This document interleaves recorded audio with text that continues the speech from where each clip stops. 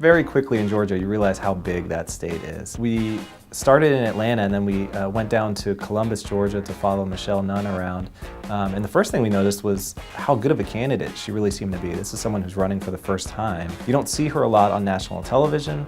Her campaign seems to have had been keeping her off like CNN and things like that. At Michelle Nunn events, several people I talked to had voted for Mitt Romney, but they also supported her father when he was in the Senate, Sam Nunn, longtime Democrat down there. They loved him. He was their idol in many ways, and that's what she needs to win. It pulls some Republican voters over in a state like Georgia. Republican events, you talk to people and you really got to hear how upset they were with President Obama.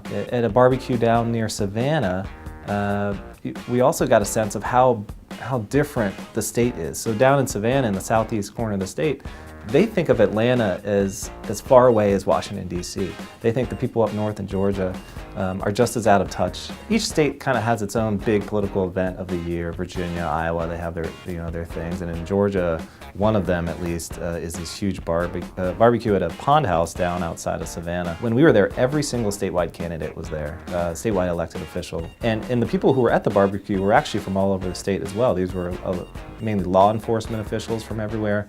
And so it was really important for these elected officials to show their face. When Republicans nominated a pretty good candidate in David Perdue, it's looked like Republicans were probably going to be able to win it on November 4th, but Democrats think they can actually do that. To do that, you have to get more than 50%.